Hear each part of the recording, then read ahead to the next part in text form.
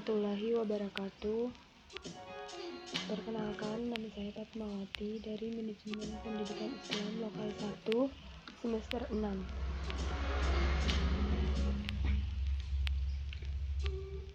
Pertama-tama, sini saya akan mempresentasikan hasil atau proposal saya yang berjudul Upaya Kepala Sekolah dalam Meningkatkan Kinerja Guru di SMK Negeri 1 Sangkulirang dengan dosen mata kuliah Habib Anwar Al-Ansari, MPD.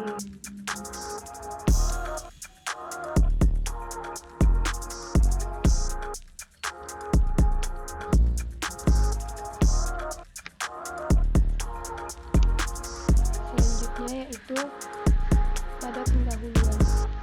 Pendidikan ini mempunyai peran yang sangat penting dalam menentukan pelaksanaan pendidikan di sekolah, karena guru yang memulai dan mengakhiri setiap interaksi belajar-mengajar yang diciptakannya.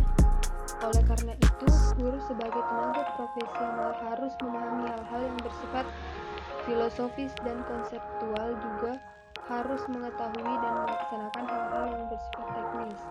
Salah satunya adalah sistem pengelolaan kelas. Kemudian pengelolaan kelas. Jadi pengelolaan kelas ini merupakan cara menciptakan kondisi yang harus diciptakan untuk mencapai optimalisasi pendidikan. Pendidik dituntut mengelola kelas, yakni menyediakan kondisi yang kondusif dalam melaksanakan kegiatan belajar mengajar, lingkungan yang nyaman dan aman, memberikan rasa tenang sehingga peserta didik betah belajar di dalam kelas dan lain sebagainya. Selain itu, sebagai pendidik profesional, guru pendidik juga dituntut untuk selalu dapat melaksanakan tugasnya dengan penuh dedikasi serta memiliki disiplin yang tinggi. Adapun rumusan masalah yang terdapat pada proposal ini yaitu bagaimana upaya kepala sekolah dalam meningkatkan kinerja guru di SMK Negeri 1 Sangkulirang. Selanjutnya yaitu tujuan penelitian. Jadi tujuan penelitian ini untuk mengetahui upaya kepala sekolah dalam meningkatkan kinerja guru di SMK Negeri 1 Sangkulirang. Yang selanjutnya yaitu manfaat penelitian. Jadi manfaat penelitian ini terdapat dua, yaitu secara teoritis dan secara praktis. Secara teoritis, penelitian secara teoritis yaitu dapat menambah atau memberikan ilmu, pengetahuan, dan pemikiran yang bermanfaat bagi perkembangan ilmu pendidikan, khususnya tentang upaya kepala sekolah dalam meningkatkan kinerja guru. Sedangkan secara praktis, yaitu sebagai informasi dalam upaya kepala sekolah dalam meningkatkan kinerja guru di SMK Negeri 1 Sangkulirang, serta dapat menjadi bahan evaluasi maupun pengembangan bagi kepala sekolah dalam meningkatkan kinerja guru di SMK Negeri 1 Sangkulirang. Nah, selanjutnya yaitu kajian pustaka. Di sini ada 5 kajian pustaka. Yang pertama, penulis Nur Alimah dengan judul Upaya Kepala Sekolah dalam Meningkatkan Kinerja Guru di SMP Negeri di Kecamatan Gondokusuma, Yogyakarta. Kemudian yang kedua, Siti Nur Khalimah, Upaya Kepala Sekolah dalam Meningkatkan Kinerja Guru di MTS Lemnu Talang Padang, Kabupaten Tanggamus. Yang ketiga, Sarah Wulan. Ini yang berjudul Disiplin dengan Kinerja Guru SMA Negeri 3 Kecamatan Kota Depok. Yang keempat, Haris Susanto dengan judul Faktor-faktor yang mempengaruhi kinerja guru di SMK Negeri 1 Daha Selatan. Yang terakhir yaitu Zainuddin, Strategi Kepemimpinan Kepala Sekolah yang meningkatkan kinerja guru di Madrasah Aliyah Negeri Kambajahe.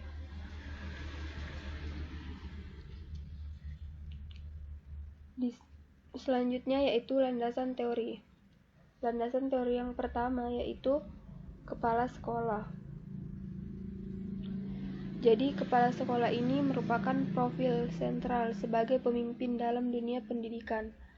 Kepala sekolah tidak hanya sekedar sebagai kepala yang selalu berhak menonjolkan kekuasaannya saja, akan tetapi lebih ditanamkan fungsinya sebagai pemimpin. Lembaga pendidikan senantiasa menambahkan profil pemimpin yang ideal dan dapat dijadikan contoh bagi kelompok yang dipimpinnya. Dikarenakan dunia yang dipimpin adalah dunia pendidikan, maka kepala sekolah harus mampu menjadi contoh bagi para tenaga kependidikan yang ada di sekolahnya. Kepala sekolah juga adalah seorang tenaga fungsional guru yang diberi tugas untuk memimpin suatu sekolah, di mana diselenggarakannya proses belajar mengajar atau tempat di mana terjadi interaksi guru dalam memberi pelajaran dan murid penerima pelajaran. Kepala sekolah merupakan salah satu komponen pendidikan yang paling berperan dalam meningkatkan kualitas pendidikan. Dan juga ada peran kepala sekolah ini adalah meningkatkan kualitas pendidikan menjadi hal yang mendasar dalam kepemimpinannya, berupaya meluangkan kesempatan untuk mengadakan pertemuan rutin bagi para guru rekan sesama kepala sekolah dalam menjaga suasana yang kondusif. Dalam pengelolaan sekolah, seorang kepala sekolah seharusnya dapat memahami seperangkat peran yang diembannya, peran penting yang perlu melekat dalam diri dan pelaksanaan tugas kepala sekolah. Yang pertama, peran manajerial, peran motivator, peran fasilitator, dan peran administrator, peran supervisor, peran evaluator, peran pendidik, peran pencipta iklim sekolah. Selanjutnya, landasan teori yang kedua yaitu kinerja guru. Jadi kinerja guru ini dapat diartikan sebagai ungkapan kemampuan yang didasari oleh pengetahuan, sikap, keterampilan, dan motivasi untuk menghasilkan sesuatu. Kinerja guru pada dasarnya merupakan kinerja atau unjuk kerja yang dilakukan oleh guru dalam melaksanakan tugasnya sebagai pendidik. Dan kualitas guru akan sangat menentukan kualitas hasil pendidikan, karena guru ini merupakan pihak yang paling banyak bersentuhan langsung dengan siswa dalam proses pembelajaran di lembaga pendidikan sekolah. Dan hal ini tidak hanya ditentukan dari salah satu faktor saja, namun banyak hal yang ikut berpengaruh dalam menentukan peningkatan kinerja guru tersebut. Guru adalah profesional dengan tugas utama mendidik, mengajar, membimbing, mengarahkan, melatih, menilai, dan mengevaluasi peserta didik. Pada pendidik anak usia dini, jalur pendidikan formal dan pendidikan menengah. Undang-Undang Republik Indonesia Nomor 14 Tahun 2005 Pasal 1. Adapun peran guru yaitu sebagai pembimbing, dan untuk menjadi pembimbing baik, guru harus memiliki pemahaman tentang anak yang sedang dibimbingnya.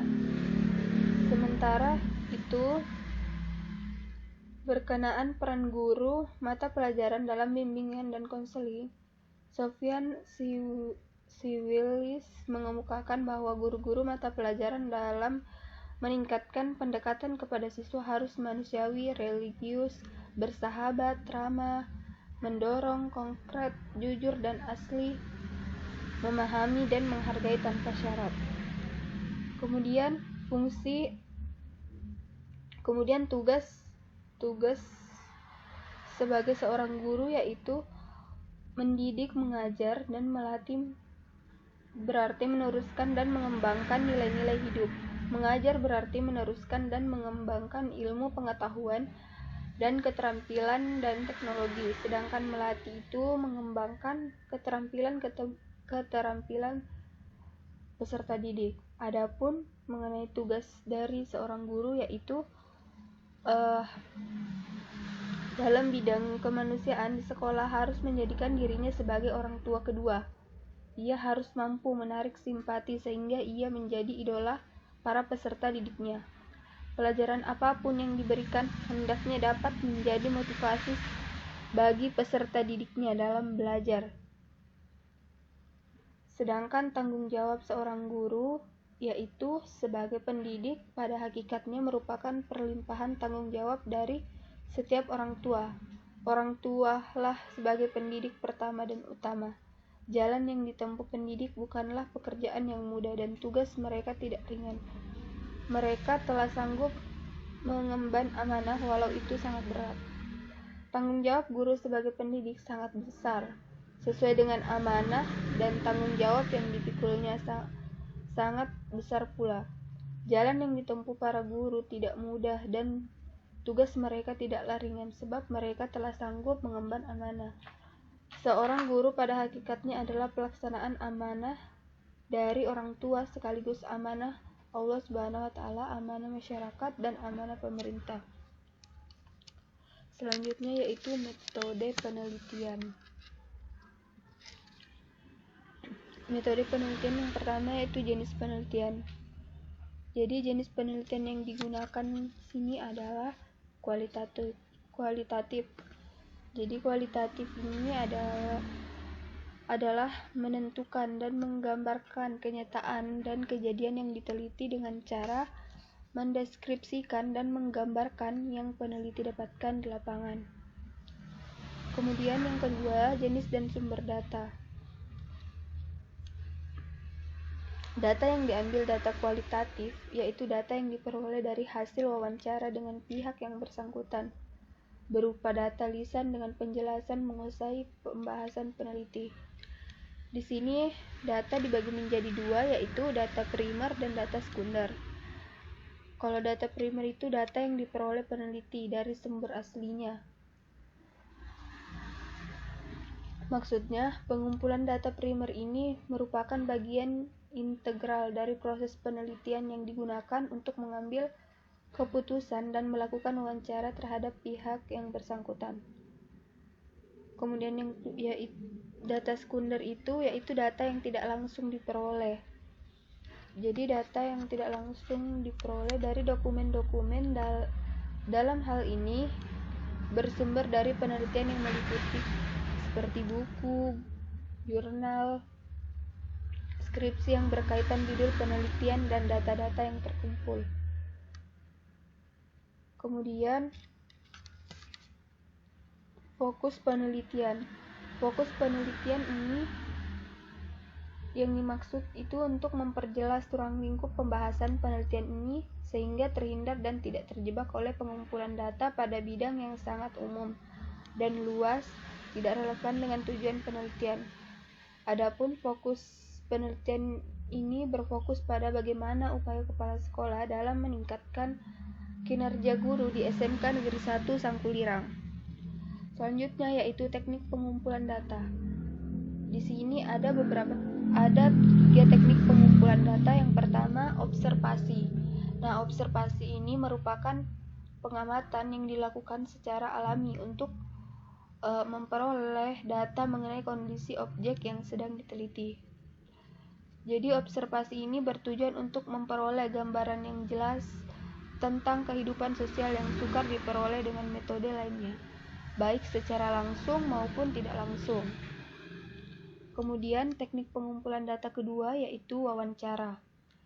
Jadi wawancara ini digunakan untuk memperoleh informasi yang berkenaan dengan hal-hal yang berkaitan dengan data-data yang berkaitan dengan permasalahan penelitian dan juga mendapatkan suatu informasi dan informan dengan tanya jawab agar memperoleh dan yang berkenaan dengan kondisi dan situasi sekolah. Selain itu, wawancara dilakukan untuk memperoleh data yang berhubungan dengan upaya kepala sekolah dalam meningkatkan kinerja guru di SMK Negeri 1 Sangkulirang. Kemudian yang ketiga, teknik pengumpulan data yang ketiga yaitu dokumentasi. Nah, dokumentasi ini merupakan cara mencari data mengenai hal-hal atau variabel berupa arsip-arsip, catatan-catatan, dokumentasi, gambaran, dan pendapat lainnya yang berhubungan dengan penelitian ini. Selanjutnya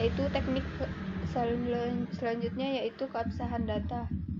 Nah, dalam penelitian ini, pemeriksaan keabsahan data peneliti didasarkan atas kriteria-kriteria tertentu untuk menjamin kepercayaan data yang peneliti peroleh melalui penelitian. Menurut Sugiono, ada 4 kriteria dalam menguji keabsahan data, yaitu kredibilitas, transferabilitas, dependabilitas, dan konfirmabilitas. Akan tetapi, peneliti menggunakan kriteria keabsahan data yaitu kredibilitas data. Nah, kredibilitas data ini yang dimaksud adalah untuk membuktikan data yang berhasil peneliti kumpulkan sesuai dengan dunia nyata serta yang terjadi sebenarnya. Kemudian, teknik analisis data. Nah, teknik analisis data di sini ada 3 cara, yaitu redukasi, penyajian data, dan penarikan kesimpulan. Yang pertama, redukasi. Jadi redukasi ini adalah yang diperoleh dari lapangan, jumlahnya cukup banyak. Untuk itu, maka perlu dicatat atau direkam secara teliti dan rinci. Maka data yang dikumpulkan, dianalisis, disusun secara sistematis, dan diambil intisarinya sehingga ditemukan dengan pokoknya. Kemudian teknik analisis data yang kedua yaitu penyajian data. Jadi penyajian data adalah proses penyusunan informasi yang kompleks dalam bentuk yang sistematis sehingga menjadi lebih sederhana, selektif, dan dipahami maknanya. Data yang diperoleh di lapangan lalu disajikan, diatur sesuai dengan kronologinya sehingga mudah dibaca dan dipahami. Kemudian yang terakhir yaitu penarikan kesimpulan. Jadi penarikan kesimpulan ini setelah melalui proses analisis data, baik analisis dalam pengumpulan data dan sesudahnya, maka langkah akhir adalah pengambilan kesimpulan. Baik, mungkin itu saja yang dapat saya sampaikan. Kurang lebihnya mohon maaf. Wassalamualaikum warahmatullahi wabarakatuh.